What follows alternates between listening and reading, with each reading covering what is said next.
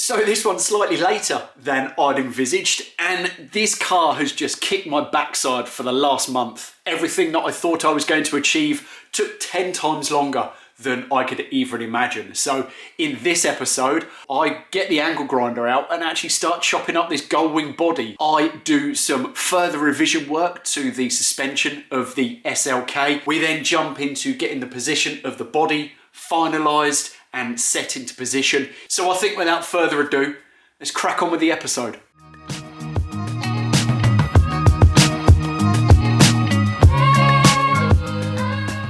In a previous video, I mentioned that when I put the Gullwing body over the SLK chassis, it sort of relaxed into position depending where it was touching on the chassis. Now, it's of critical importance that you understand what effect that relaxation has had dimensionally on this body, because it'll affect things like the fit of the doors and the bonnet and the boot. Now, what I have done and what I have found, and you can find it, it's not hidden, it's not any secret information, is online there is quite a basic scale drawing of a 300 SL Gullwing. And if you have the facilities, you can bring it into a piece of drawing software. You can scale it to size because there are a few dimensions that it does give you. So you can scale that file and you can start to pull off dimensions from that information. So we're talking things like sill heights, we're talking things like headlight heights, side trims, the overall dimensions of the grills and where the eyebrows should be positioned. It gives you the ability to scale off everything that you need to get your body and all of the other bits and pieces fitted in the correct place, so you end up with a correct and cohesive looking Gullwing. I'm going to set the front end of the car. You'll be able to see firsthand how much movement there is in this body, the impact it has on everything else, and the dimensions that you need to hit to get everything set to that correct level. So I think that basically covers it. I think I've finally got there. I just hope the rest of this video is easier to get through than this piece was. Right, so absolute first step of this thing is to get the chassis square and level. Now, I made the conscious choice to have the car sat on its wheels. This is the best way that I see to get the chassis in its happiest place to then allow me to build everything off of that. So moving on from there, I made sure the tyres were inflated to the correct PSI, because that could be something that could easily throw off the level of the chassis. So that's very, very basic. Chucked a piece of timber across the rear chassis rails, threw on a spirit level. Now, that did highlight to start with the fact that the chassis wasn't horizontal. So I've spaced the front and rear wheels just by using a couple of pieces of MDF. And that has pulled up the passenger side of the car and has given me, according to the rear and the front spirit level, both sat on chassis rails, that this chassis is now square and true. So that takes care of step one. From there, you can then start turning your attentions to the body and really understanding how it sits over the chassis.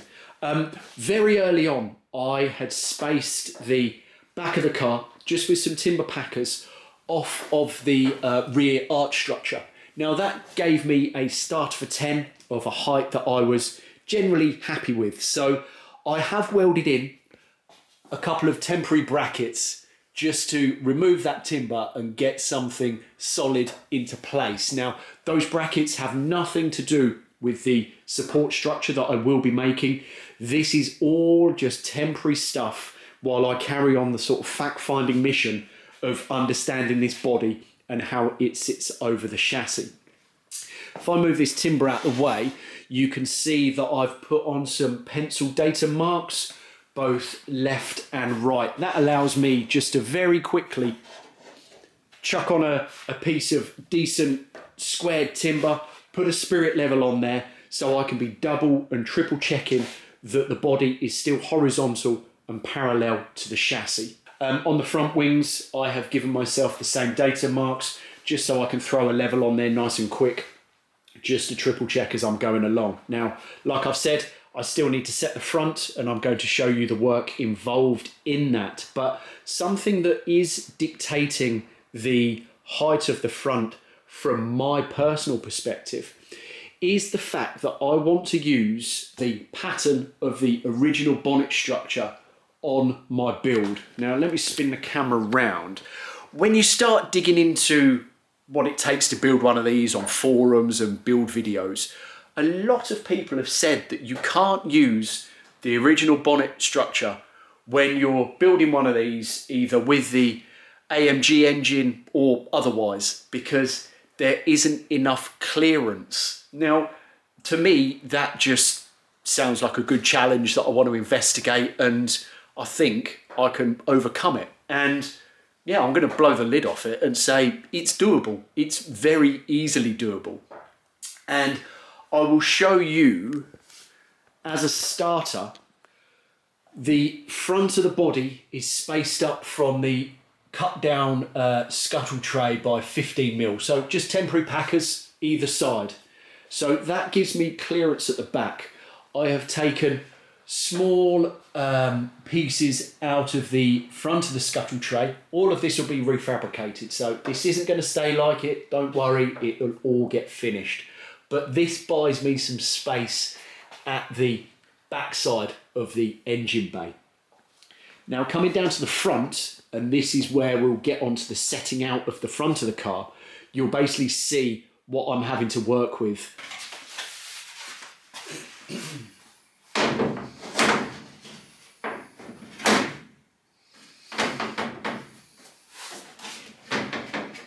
With the bonnet structure sat in place, it was clear it wasn't fitting quite as it should do. There was a bit of a seesaw to it about midway down where it wasn't sitting flush on the flange of the body. So that really only implies one thing, and that's the fact that the front of the car is still too low. By lifting the car, it would then allow both flanges to sit down on each other and take that rock out. So before I started to look into raising the front, because that might not be the correct thing, I went back into the CAD model and pulled off a few dimensions of the headlight height in relation to ground level, and I basically arrived at the fact that as it sits at the moment, the height of these headlights are about 35mm too low, which was a fantastic result to find, because that meant I could lift this up as much as necessary, take out the rock, and that would get this structure fitting. But the more you dig into these cars and looking at this drawing, you can tell that there's a very slight rake from front to back. So the back of the car sits lower than the front. And I want to design that out. I want to give the car more attitude. So I'm not going to raise the front of the car by 35mm. I'm going to raise it. So what are we looking at the moment? So this is measuring about 675mm. I'm going to take this up 20mm. So basically midway between where it sits now and where the original car would sit. And then that's going to give me this sort of attitude rake that I'm after with the car in its aired out state. So this took me hours to arrive at a solution, to really figure out what was necessary. So what I've done already is, wherever I do find them, hold on, I've got me some very rudimentary spacer blocks which fit under the front valance, which lifts the front of the car and gives me that correct fit of the bonnet structure. So I'll stick these in, and then I'll show you basically how it all pans out beautifully. With the timber packers underneath the front valance, I've stuck a spirit level across the front of the car, and it is perfectly horizontal. So by raising the front the 20mm, it has now taken all of the rock out of the bonnet support structure. So that now means that that is sat flush to the body flanges, and it basically fits how it needs to. Very importantly, the line of the engine is still underneath the line of where the outer skin will sit. And it's as simple as that, really. I'm really not sure what all of the song and dance was. I'm going to chuck on the outer skin just to show you guys, but we're there. This was a very simple, what I thought would be a big problem, to actually overcome. Seeing the car with the bonnet skin on was obviously a fantastic thing to see that I was moving in the right direction, but it was only ever temporary because the real main reason for getting this problem worked through was to then be able to make the temporary structures to actually support the body. The great thing about the quality of this body is the fact that I could just throw the bonnet skin on. You know, I didn't have to spend hours and hours reshaping the profiles of the inner wings or the actual bonnet. I could literally just pick it up from the side of the garage, dump it on, and the panel gaps be pretty damn near perfect straight off the bat. I picked a couple of areas on the front chassis legs that would allow me to run a completely vertical temporary support up to the underside of the body. So with that dimension measured off, I had some 25mm round bar just in stock. So I just cut those to length and then tack welded those into place. So this finally supports the weight of the front of the body, and I could remove those temporary supports under the front valance. It's another one of those milestones that feels like a fantastic thing to have reached, because this basically sets the foundation for the position of the body and then everything else that will follow on for it. So it took me hours to get here, but it was worth the struggle. I think I've dived into a wormhole that I simply can't get out of. It's not until you spend hours like I have running around the entire thing do you really start to pick up on those little nuances that the bodies do have. And it's something that for me personally, I'm keen to correct. Now, I'm going to start nice and easy as a little starter to get me eased into chopping around this body. But the first thing I do want to do is just get all of the arch profiles symmetrical. Now I've got the chassis and the body completely horizontal, I'm confident that I do have a perfect baseline for me to then sort of tweak and modify as I want to do to create this perfect vision that I have in my mind's eye. So what I've done is on the arches, I have pulled quite an accurate cardboard template, which then allows me to put this onto the passenger side, because I'm basically using the driver's side as my benchmark, and anything that differs slightly on the passenger side, I'm then pulling into a line. So getting the cardboard template into place on the other side, I then ran round it with a very sharp pencil line.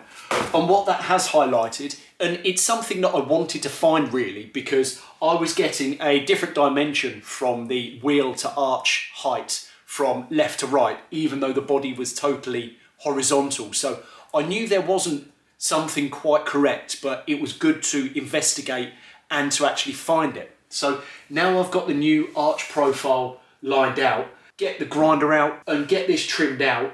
So that will basically bring both of these arches into exact symmetry.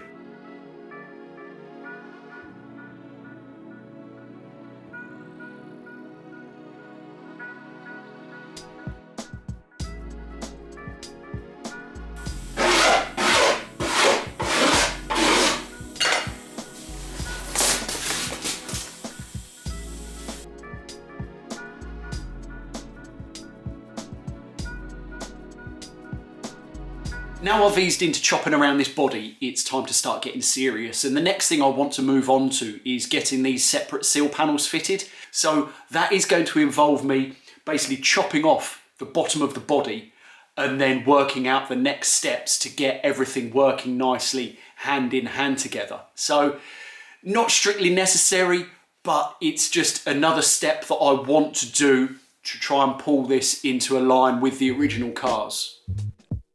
I'd mapped out in my mind that this was going to be the next portion of work, obviously like I've just covered, but it wasn't until I got the lower half of the body cut off and actually sat back and looked at the laid out level of this car, and I just felt it needed yet more work.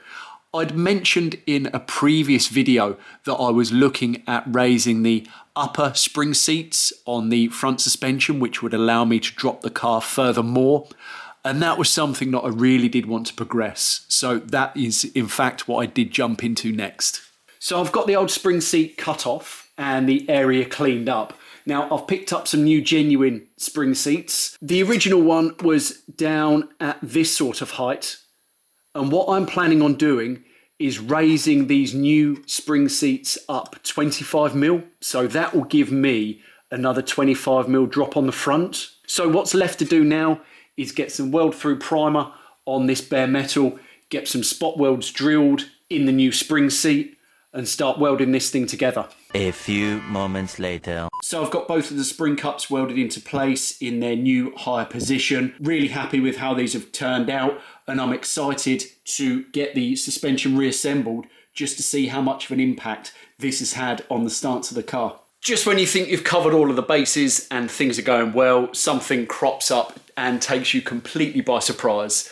And unfortunately, I've lost a couple of evenings just doing some additional work to these upper mounts to get everything fitting. Basically what happened was where the top mount moved up, that decreased the gap between the actual bracket itself and the damper, because that's also on an angle where it fits up and bolts to the chassis. So we actually had a bit of interference in between the collar of the damper and the upper bag mount. So I had to do some minor tweaking to the shape of that, cut out, weld in some new metal to fabricate up some clearance between both of those things.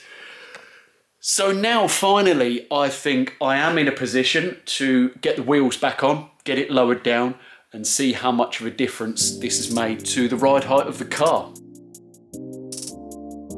So with the car sat back down on its wheels, I suppose the killer question is, was all of this headache and head scratching actually worthwhile? Well, I can report that the car now sits another 20mm lower. I have mucked around with the rear supports of the body, just a small amount, just to make sure that the bottom door line is perfectly horizontal still, because that is absolutely critical. Likewise, obviously, the line of the sill will be in that same horizontal plane too. So I know some of you think that this is just madness. Like I've said, it's these early steps that set the foundation for this entire build. And in a perverse sort of way, I'm glad I've wasted all of this time achieving what I have done. This video has been an absolute battle from start to end. Not just me talking to you guys, but also the work. You know, I had in my mind where I thought this episode was going to go, and it certainly wasn't spending 3 weeks mucking around with the ride height of the chassis.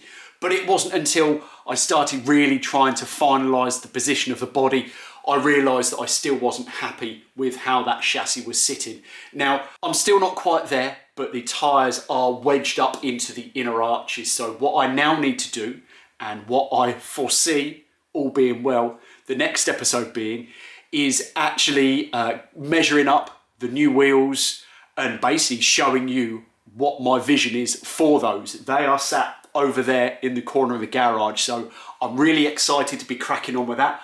I hope it's going to be less of a physical and mental battering than this episode has been working on the car. So I hope you have followed along and enjoyed this one. Like I say, it's been a little bit here and there all over the place, but if you are building one of these and you are looking to dive into a deeper wormhole as I am, then, you know, these are all pitfalls that you need to be aware of. So up until that next episode, I'll catch you next time.